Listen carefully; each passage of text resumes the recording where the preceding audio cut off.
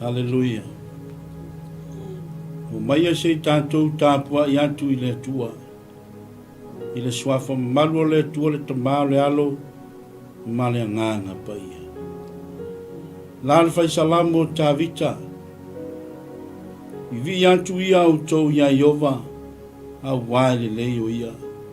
A wae whaava vau lava luna. Se tātou te talo mo le nganga pa ia. Nganga pa ia fiu mai. Se i e wha mamaluina le tua me uma. Whetalai oe le tua i lau upuri le afiafi le. E malu ai me uma lo mātou atua. O lo mātou o lo mawalu. O lo mātou lafitanga. O lo mātou malua papaleri. Tele mawalunga le tua sovi inga tama. E ala i lo whetalai mai le. Fa manuia lawa fio i se ele wa uma na suoto sina ina le tua e pa ua ele saito le tua la upu fa uina fa manuia ia i la tou na la tou fa longo le tua e ala i lo feta lai mai le manuia au na so se fata fa taula so se tovine wa ngalu ue ma puno no wai le fa manuia lawa fio Nuia sa moe o awalofa le tua. Nga tu mana tua le tua lo nu ia Israel. Sanga wha manuia lau fio lo nu ia Israel. Tama a maea le tua. Te poka lamir nei a fiafi le tua. Awa lava ne te mato. A ia fo i pe i lau fio le tua le o le vi inga. E o le pule ma le mana le li. Tu mau maia le tua le fata waa o lau au. I ume uma ono lo suafa Yesu. Amen e amen. Ya, e fata alofa ma ofa alofa antu le pokalame i le nei afiafi. Te tonu le nei afiafi o le sapati pa ia le tua, moli mai le soifua ma le ola. O ana au auna. Hallelujah. Te tonu foi. Nisi foi au auna le tua lo fe ngai masauninga pa ia le nei aso. O le sapati pa ia i le tua le malo longa le sapati. Ai whaftai foi le tua mai a foi sauninga pa ia o nisi au auna. Sa fe ngai ai ma le fata o le tua le nei aso. Sa au auna antu ia te oe e ala i le upu wha wina le tua i le nei aso.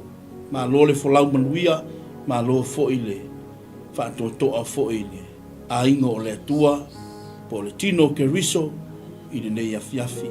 Swafa fa pele lava leo Yesu ke riso le ao le kalesia e fa talo fatuai le mawawaa se lua maletina i le nei afiafi.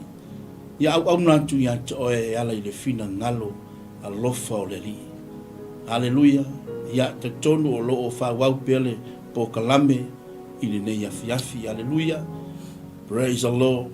E ala i le au nanga ia te oe ala le fina ngalo a lofa o le tua. E ala i le nei misiona. Ta lofa atu fo i le sunga le fatonu ia mal faltua me se le kalesia. Ngate leo le o ilato umalava lo o autovaa mai o auna le tua fa soina le upo le tua. O mori atu lo maota mo lawa i le nei aso pa ia o le tua. E ala i le lau pa ia i le nei pule laa pa ia wa autovaa mai ai le au whainga renga tofia le tua. E ala i le poka lame i le aso ma le aso. Al nei aso tele me ai wa laulawina me ai whale nganga. E ala i le fata o le tua. Aleluia. Te tonu le nei aso sa tō matawina lo wola whale nganga i upu foi le mangava pa ia le tua mai ana au auna. E ala i le fata o le tua. I momoli atu i lo soifua au auna i le tua. O loo tapu e ina o tanto wola whale nganga. E ala i le afionga le tua. Aleluia. A o tanto mawala le ola male malosi. Tanto au auna i le tua. Lo mori mau i aile. Tusi al whailaunga. Lora mata upo iwa. Lo wha pe mai. Praise the Lord. O mea umawa i loa e maua e lo malosi na fai ia mea uma we loa e maua e o lima haleluia fai loa mea mo maua e lo malosi le se poto le se lo tala noa e le tuspa ia praise the Lord le se poto lo e watu e le tunga mau haleluia au e maua la le malosi au na i le tua malo loto atua haleluia praise the Lord vi ia le tua i le nei asu pa ia o le tua whaafitai le tua lo tātou maua le ola ma le malosi haleluia mapu mai ai whi au mangaluenga o le vai aso fou haleluia praise the Lord sa whea ngai ai tātou le lava yaso i whi au mangaluenga ia o le nei aso sa ufia foi malu sa haleluia ta laia pupuni o malu sa le tua ai u fale le haleluia le ainga o le tua ta puai manono manu i le tua wa se manuia o na tangata haleluia se tatou fa longo po le ale fe talai mai o le nganga o le tua i le ia fiafi e ala ilana upu haleluia praise the Lord ole upo le tua ua tapena ina i le nei aso ma o se tusi fo i ua filifilia e fai mi fo i mata yala o le pokalame le nei afiafi haleluia o le pokalame le nei o le ave fua le vai e le aiso na tau haleluia loa mamlama tatou le afionga whaawina le tua ave fua le vai tala noa le vai e tala noa ia Yesu haleluia le ila se isi vai e whaamalia i nai lo ngalala ai maua Yesu o e maua meu ai maua Yesu o e maua leo praise the Lord ai talia Yesu e fai mali ma faula o e maua leo la e faula ai tala tus pa ia la to uma na vatu ai le manuia mai e ta ua ai la to atali ma fafine o le tu haleluia praise the Lord ole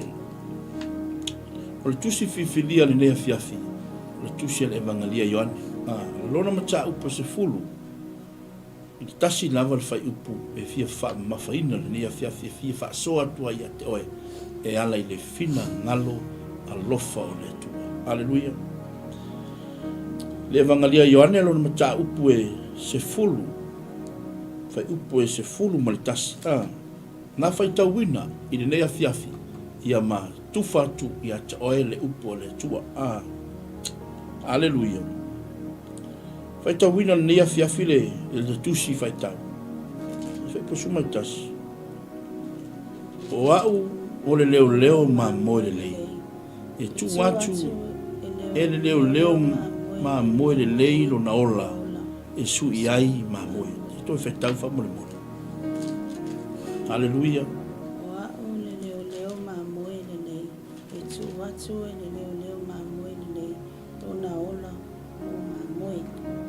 praise the Lord e folinga mai o le tala noa mai le afionga le tua o lo tala noa mai at oi ma ai fai mai le autu o Yesu o ia o le leo leo ma mo le amen e fai mai le autu o fa autu inaile de pokalame i le netusi fai tau le nea fiafi fai mai o Yesu o ia o le leo leo ma mo le hallelujah praise the Lord ave fua le vai e le isu na tau hallelujah sa moa malau whaafunga anga ai mese le tino ke riso i le nei afiafi o le tala noa mai Yesu o ia o le leo leo ma mo le nei hallelujah o ia o le leo leo ma mo le nei pena wha autuina ma wha autalaina o Yesu o ia o le leo leo ma moe le lei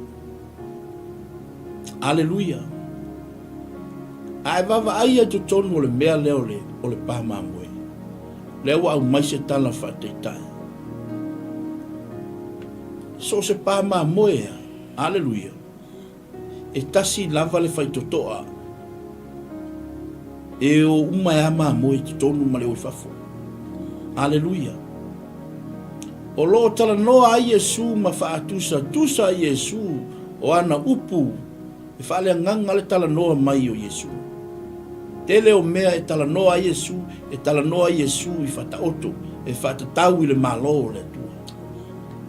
Ave fua le vai e le aiso le tau. O Yesu o ia o le leo leo ma mori le. Hallelujah. E tala noa a Yesu o ia o le leo leo ma moe le lei. Hallelujah. Ai vava aila to tonu le pa ma moe. Praise the Lord. So se leo leo ma moe. E iaia longa ko o fuinga. Iye lo fuinga. E se lave fuinga. So se leo ma moe la. E iaia to o leo ma. O mai lea to o lo fa nga ina le leo ma moe. Ngake lo winga mai ele ma moe la tau pa u watu i le mea e fa le tonu ele ma moe. A o se atava ainga le na o lo tala noa mai a Yesu ma fa ata tau e Yesu o i o le leo ma moe. Le lei. Hallelujah. Pato lo uma Yesu o i o le leo ma moe. Le lei. Te lole feta lainga Yesu. Fai mai e loa e Yesu le leo o ana mamoe. Pe loa foi e mamoe le leo o le taitai mamoe. Hallelujah. Atu mai foi la to tonu o le ainga o le tua o le ekalesia le tua. Hallelujah. E mawhaina utu wai oe. Hallelujah. Mawhaina tu wai au o le fai taulanga. Hallelujah.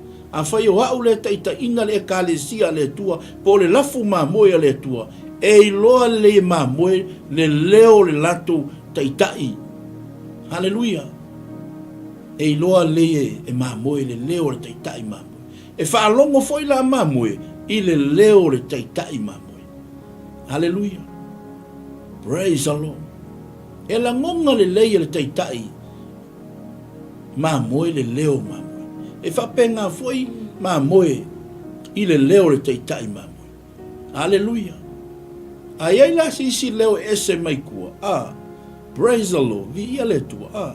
O lo tala noa i la Yesu i le tūlanga lea. Whatusa mo se tangata foi na le e oso aku le pā. Vi ia le tua. Whatusa la tangata na fe mai o i o le luko. Praise the Lord. O ma moe o lai mo moe ma moe. O lai la laka ma moe lalo o le taitai ma moe. Ia wa aila se si te ua whaatusa i aile. Praise the Lord. Kele manga o tau oe le luko. Hallelujah.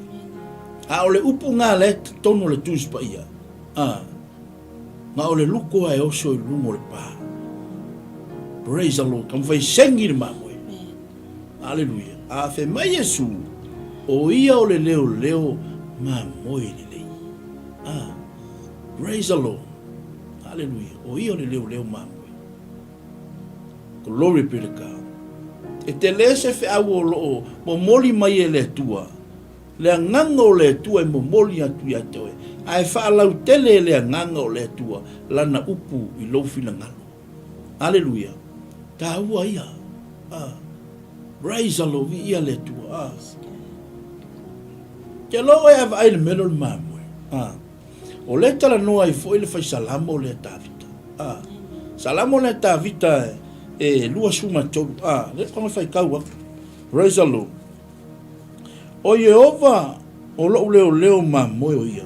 E le ai se mea u te mativai. Fai upa lua. Fe mai na te ave hau i le mea lo iai le va o mua o te ta oto ai. Na te tai i tafa o vai tafe le mu. Praise the Lord. Hallelujah.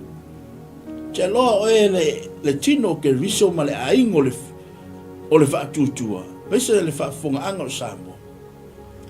ava ai ngele melo le mamo haleluya ese le file mu le mangu le mamo ai fo le menga inga fai ngole e file mu ava ai alungi eva ai se pa mamo e ke la kua e le kai alu la ko le mamo e file mu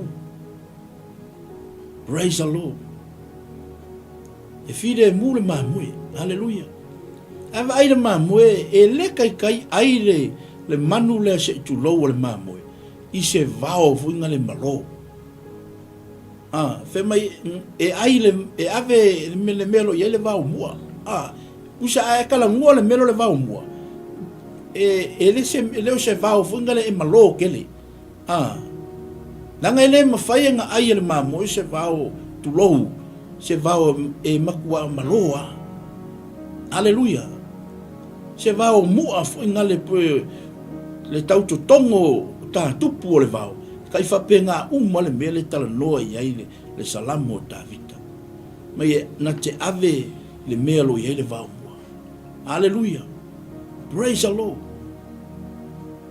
foi langa nga ave le mo e fai hallelujah praise the Lord de pinga tau tala tu menga inga fa nga ele kangaka le va aia le la fuma moi e alu mal ko le e va aia ko nga le mamoi e il pise la ko e la ko mai le mamoi la ko praise the Lord vi ia le tua a ola na tu mai le tu fa le nga hallelujah o lo tala noa mai Yesu ya te oe ma hallelujah o le mea na fio mai Yesu sau Yesu sa ili mafaola i le na le loa lo tala noa Yesu ya te oe lo tala noa Yesu ya te a o ia o le leo ma moe le lei hallelujah na tua lo lotu hallelujah le fata oto Yesu le ma moe le na se le mai a maua le ma moe wa fa fuata hallelujah ilona hua wa oli hallelujah e fa pena o e mau le ainga o le tua praise the Lord e temi wa tatu mama atu ma le pa ma moe tatu mama atu ma le leo ma moe le ala ngalu wenga leo ma na ke va ia ma moe ngalu wenga ale leo ma praise the Lord ele no fo le leo mamo praise the Lord hallelujah amen na ke leo aku le lafu mamo ya le tua Yesu o io le leo mamo hallelujah praise the Lord tuma tu tinala ai fa so atu le upo le tu hallelujah o tialu ese malunga le tatu fa so ile fa so ino le upo le tu so ni mai le ngango le tu tua ile nei tula fiafi ia le sa patipa ia lo tatu wali ma lo tatu faola ia tatu ia ile fasoa ile nei a fiafi le upo le tua le ulutala lo fapea Yesu o le leo ma mo ile lei o Yesu o le leo ma mo ile lei the good shepherd Jesus is the good shepherd. Watatu yai ile tusifai taulia Yohane sefulu Yohane mata upe sefulu fai upe sefulu mantasi amen watatu loa uma ni mata upule nei e winga ile leo ma mo ile nei ma winga ole leo ma mo ile nei ai watatu yai laile the good shepherd give his life for the sheep. And on the John chapter 10 verses 11, it says that the Lord Jesus used his title to help people appreciate this title to help him loving, caring Savior.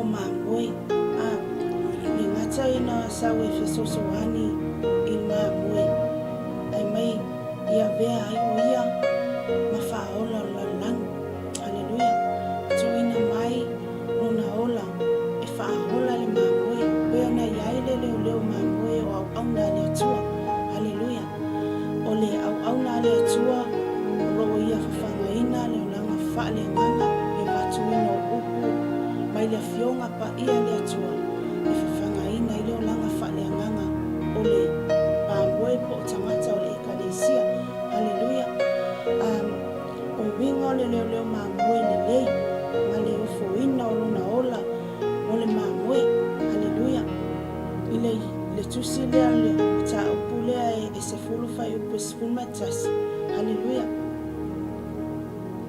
o le ali o Yesu Keriso na ia au maia nei whaateta ina haleluya ina ia fesosoani ma ia ama na ia ina ai ni whaaola mo la langi haleluya haleluya praise the Lord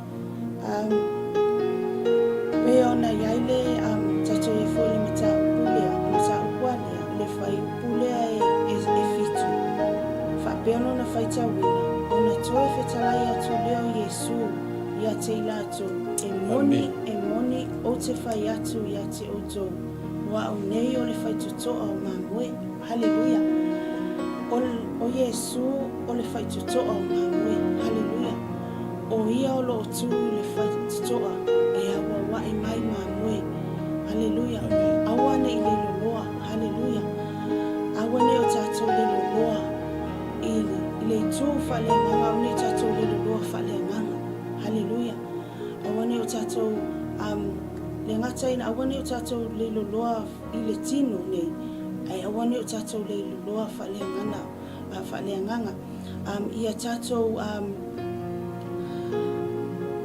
tato tu mau ia Keriso Yesu hallelujah Jesus is the good shepherd who looks after the sheep. As the owner of the sheep, Jesus cares about his people. Hallelujah. Ole kia inga e Yesu ona tangata. Hallelujah. Pe ona yai ia au na le atua e tu faina atu le upo le atua le aso ma le aso whangaina ile ngangon mamoi. Hallelujah. Whaola ina ai anganga. Hallelujah. E whape na lali leo mamoi leo Yesu Keriso. Hallelujah. And may he guides us to walk in the right paths so we do not get lost. Hallelujah. E nate leo ina itato faasino itato iala itatauna tato uyai ina ia awane o tato leilo loa. Hallelujah. Awane o tato moto atu ile angasala. Hallelujah. Awane o tato fano e fape na la le leo mamoi. Hallelujah.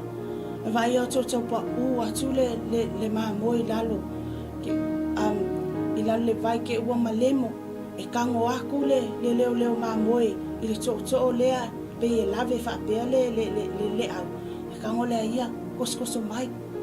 Hallelujah. E fape nga la Yesu Keriso ya te tato. Hallelujah. E fape na au na le atua o lo la unga ina atu le upo le atua jotono e kalesia e fape na le faola ina o le anganga. Hallelujah. Ina ia lata mai jotono le faola tanga. Hallelujah. A Yesu Keriso ia awane ile loa se tasi. Hallelujah.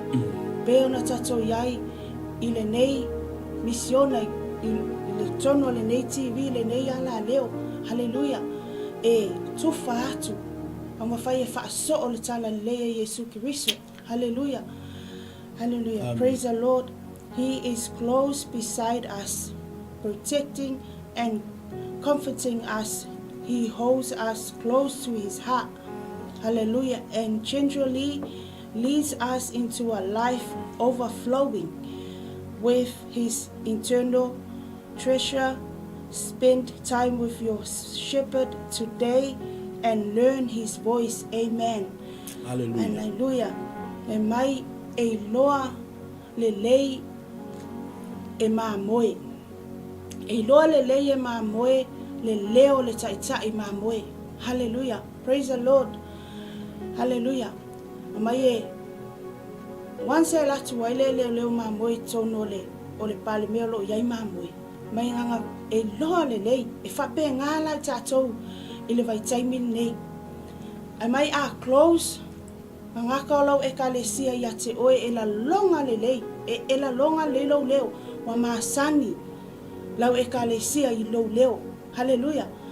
Le whapea o whai atu o against i se kangaka. And because I know I am a spiritual mother to my spiritual children. Ke wa ai e whai aku loa sa ukala. They know me. They know me. They know e la longa lelei e ke whalongo inga lelei le alofa mawhana whana o au wha ngau wha le nganga. Hallelujah. Peo Yesu, peo na whai mai a. He is close beside us, protecting and comforting us. He holds us close to his heart and generally leads us into a life overflowing with his eternal treasure. Spend time with your shepherd today and learn his voice. Amen. And you will walk in the right paths. Peo na yai peo na whai atu le i leo e la longa i ke whaalongo inga le mawhangawhanga ke wa aia e whaalongo inga e waila e la longa le e mamoe le leo le taitai mamoe e wa aila iai e whaalolongo mamoe i le leo mamoe e whape na you know ama whana le alofa le tutono le ekale se ke wa aia e kasi lava lau whai atu ke wa ie whaalongo e lata mai au mamoe. That's how relationship i mo mamoe au na le atua. Hallelujah.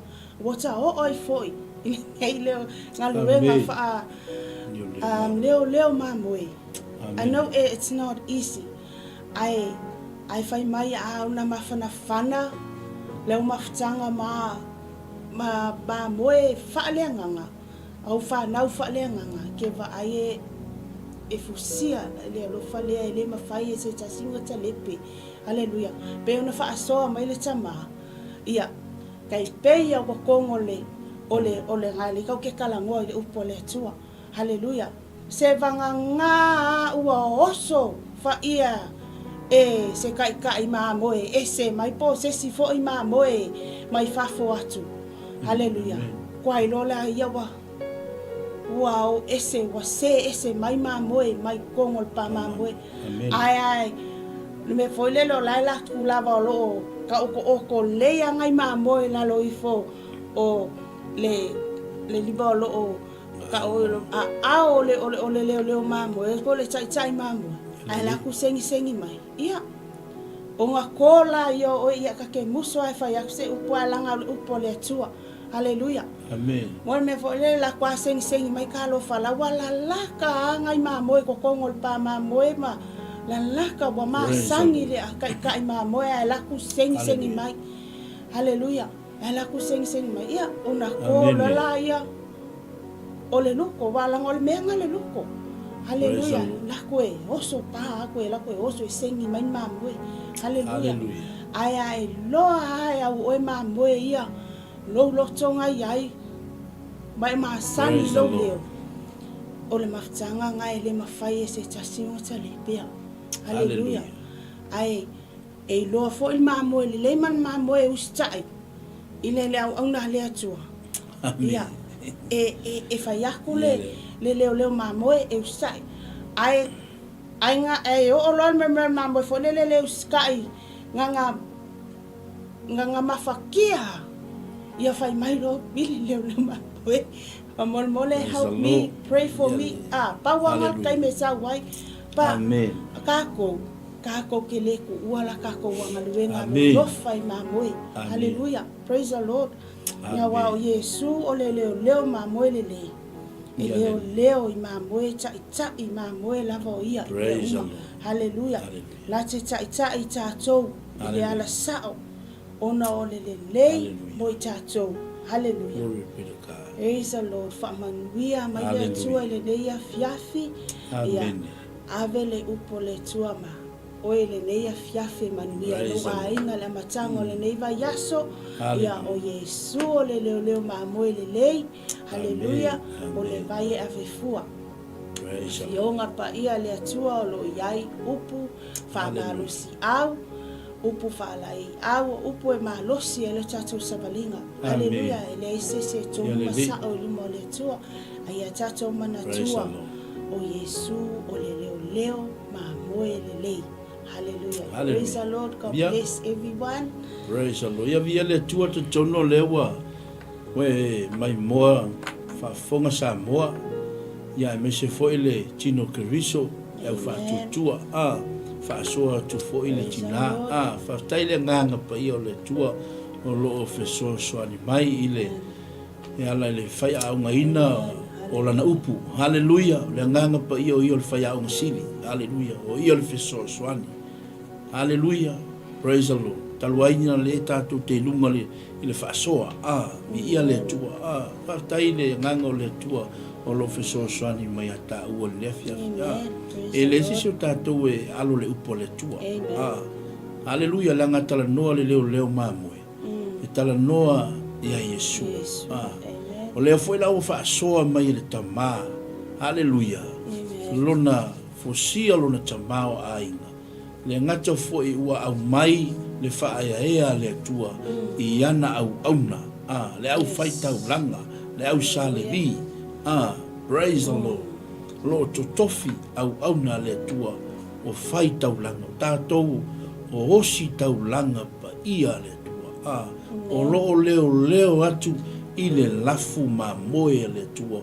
Ona ua tō fia e le anganga pa ia o le tua. Praise the Lord. Vai mai le autu o Yesu o ia o le leo ma moe le. Tele ni mea ngā ua e maua le nei afiafi i le sapati pa ia le tua ua whaasoa tu fo i tina le ainga. E moni ma le wha maoni ni mele ua e whaasoa. Le fo i sau i le whai upu le i le tamata upu lava le. Whai upu le wha. Pe atu ina atu e ia ana lava mamoe. E mua atu i ai. Ona muli atu ai lea o mamoe i ate ia. Awa la tau i loa lona leo. Vai. Fa maungi ale upo le tu. Hallelujah. E le ise seo tātou e mawhaina mi milo le upo le tu. E le mawhai fuina tātou toso mai le upo le tua i le meo lo tātou wola. Le ai. E manao mia le toso tātou i o le mea lai manao i le upo le tua. O le mea lo fina ngalo i le nganga o le tua. I lana upu tātou te ola ina i le fina ngalo a lofa o le tua. Hallelujah. Le manino le auni. Fe mai e iloa e mamoe le leo. O le taitai mamoe. Le fe mai pe atu ina atu e ia ana lava mamoe. E mai e mua atu i ai. Ona muli atu mai. E mua kai mamoe. O le ai folo koe mamoe. Praise the Lord. A tala noa foila. E tala noa te tonu. E mawhainga au mai le ekalesia le tua. Ma tusa i ai. E mawhaina o whaapea atu. O oe le au auna le tua. O oe le leo mamoe. O mamoe ia leva ai e oe. Mova aia. Amene. E leo ngi mamoe a kako. O mamoe le tua. Ona ua tō fia tātou e lea nganga o le tua. Tātou te leo atu. I le lafu mamoe le tua. Loo ia te oe. Loo i wa au. Loo tu watu e le tua. O fea se e kalesia, aleluia, se tō vine, o lo e ngalue ai ma e tausinu ai, aleluia, amene, lo e tausia le lafu mamoe le tua, fa pena foi se fa tauva, aleluia, vi ia le tua, aleluia, tausia tu iai ma le loto, aleluia, leo atu, i le lafu mamoe le tua, aleluia, ola an maria la mele, i te tonu le afionga le tua, nanga o le tu, o le ka ke whaasoa le afionga le tua. Praise the Lord. Ona ngā luenga lea au nā lea tua. Tato ilo uma Yesu o io le leo mamu. Lele. Tu mai nā le tū lea. Leo o tō fia au nā le tua. E leo atu le lafu mamoia le tua. Po le kalesia le tua. O leo au mai. E te leo le lafu mamoia. E te tausi le kalesia le tua. Praise the Lord. Mai le mamoia. Ngal benga kai mamu. Ele fai ngofia ngal benga fa le mamu. Praise the Lord vi ele tu. Malo fo ya au na le tu le lava papale ma le usai. Malo fo fa to le ngal benga le tu. Ele fai ngofia ngal benga le. De mana tu ale tala si o tamawa tu malo. Hallelujah. Inu malia ti ngau le ngal. Hallelujah. Mangaya ia mostangata e inu malia ti ngau ngalwe.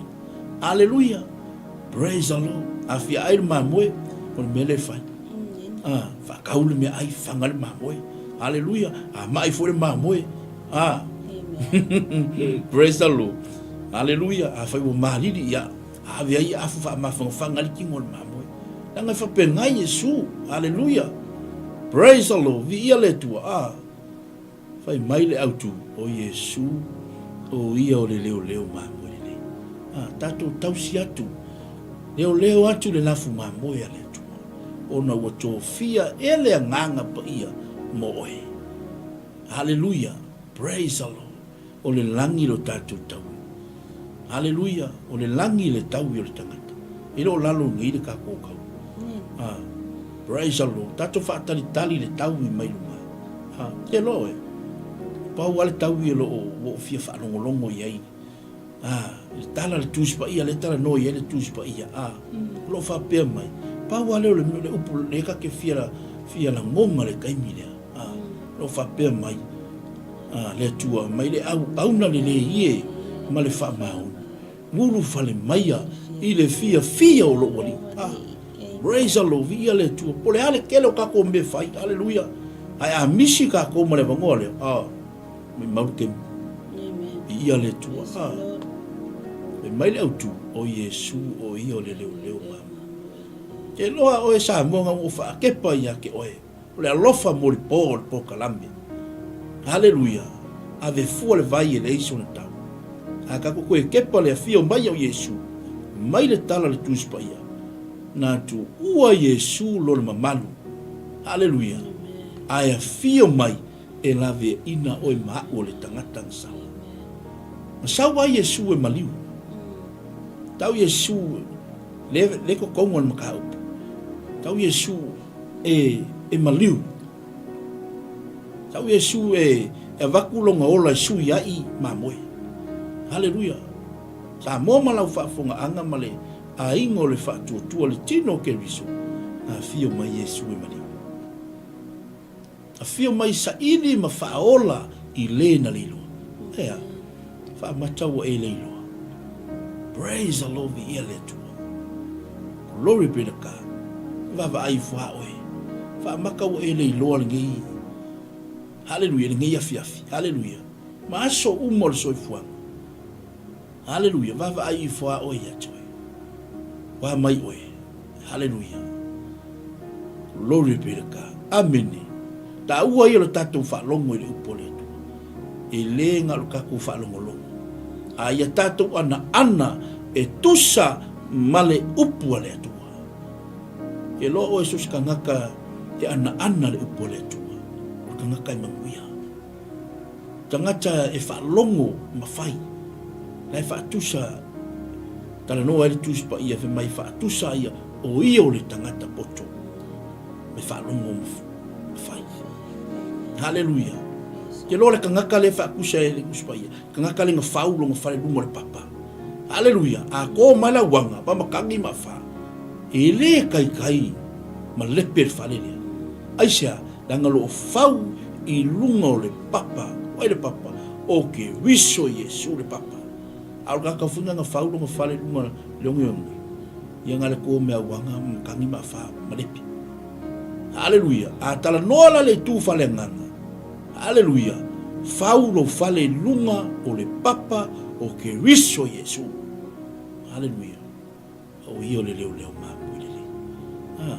Praise the Lord. A fio me a Yesu e maliu. Amu ia o e mau. Haleluia. Ya ingo le tua. E le o koe lava se kaulanga mo ang sala. Kasi al maliu Yesu. Haleluia. Kasi al maliu Yesu. Haleluia.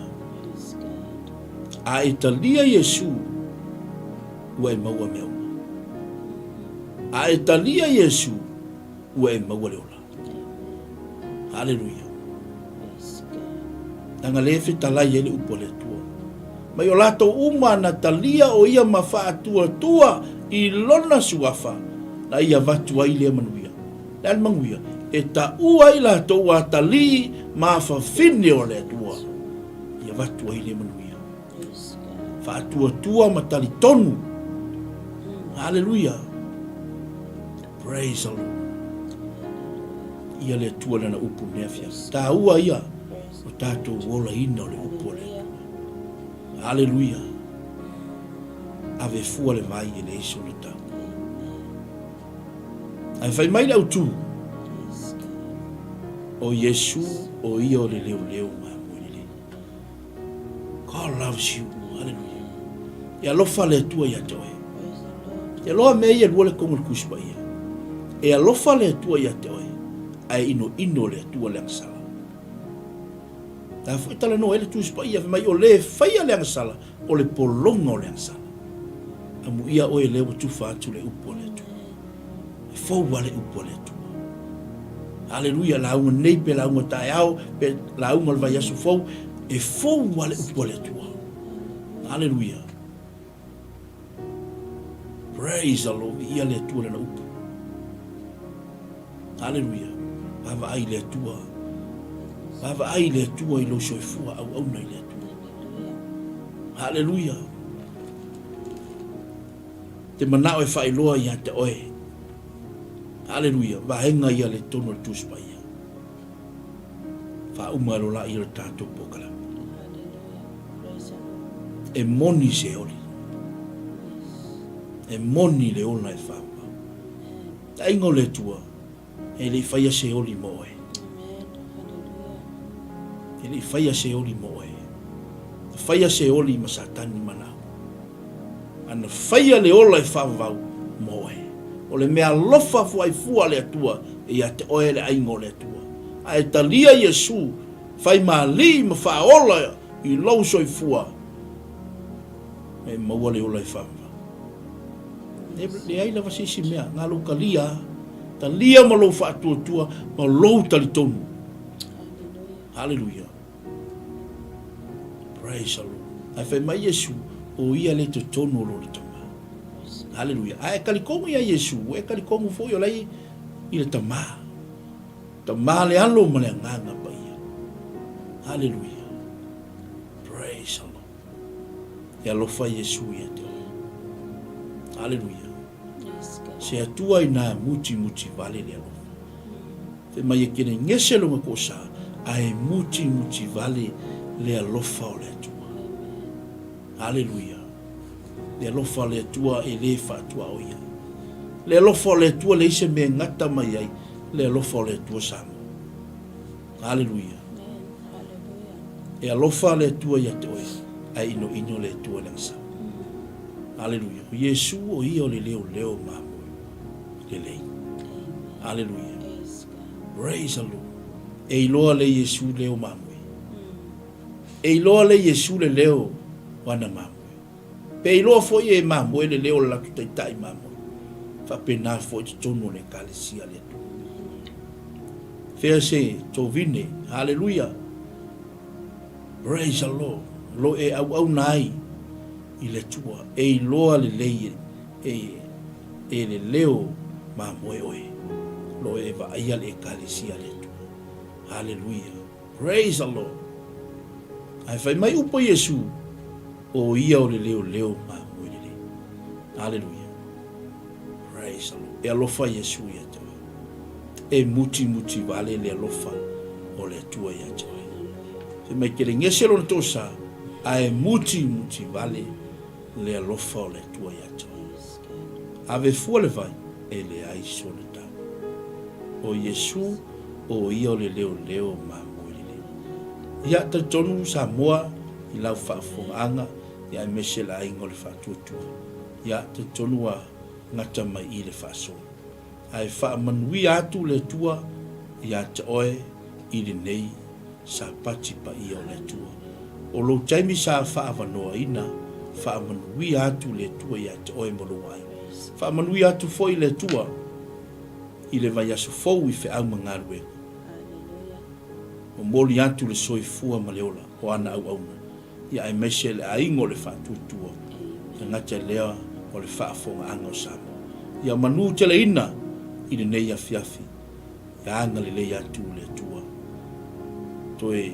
sauninga o le nei aso pa ia o le tua tu mau mai ale le ie lo walofa tu noa ia tei mato ma le manuia o lawo fio le ni ma le maftanga lilo i mato maloa ngana fa manuia ia i lato uma na lato falo fa manuia lawo fio le me pa u ia i la upu le tua e le foifu le ie fa mangalo le ie i mato o no lo swafa Yesu amen amen fa manuia tu le tua ia te oe le afiaf God bless all salam hallelujah.